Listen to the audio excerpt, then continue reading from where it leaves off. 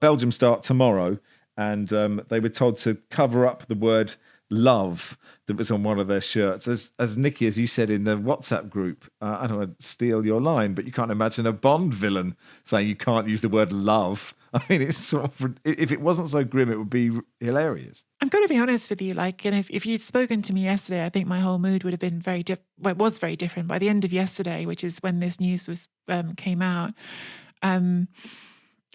I was furious yesterday, if I'm being honest with you. I spent most of yesterday in a state of just sort of deep anger at the whole thing, because there's so much that we know is wrong about this tournament, and I think you guys did a fantastic job covering it in the build-up to tournament, covering different topics, looking at it from different angles.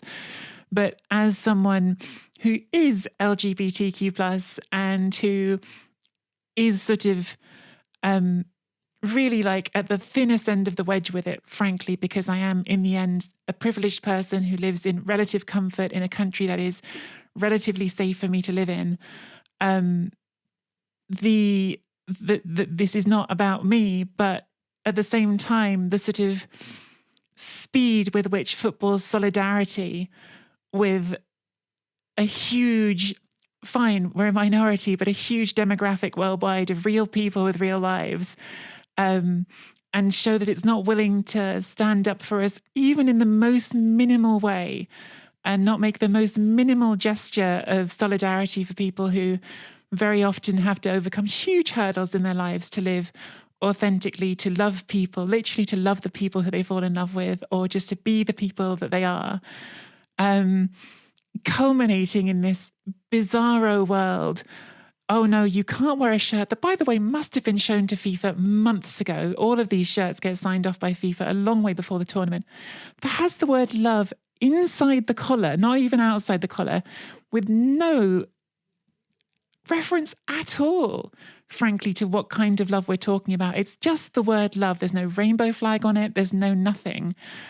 It would be funny if the greater picture wasn't so grotesque. It would be funny if the overall situation that's going on with this tournament wasn't absolutely vile.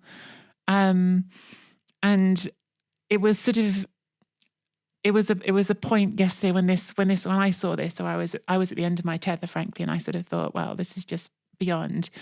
And it's been really interesting. You know, I didn't chime in earlier, so I just sort of feel like I want to respond a little bit because of what Barry said about Saudi Arabia winning. And it is really strange, because when I think about Saudi Arabia competing to host the 2030 World Cup, it gets me really angry again. It gets me really frustrated that this conversation doesn't even feel like it's moving in a positive direction.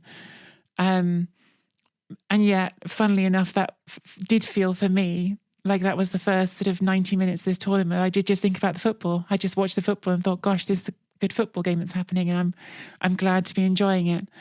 But yeah, by the point this Belgium thing came out last night, I was lost between rage and to some extent wanting to laugh at it, because it is like something out of a cartoon. I mean, the villainousness of let's not let them say the word love.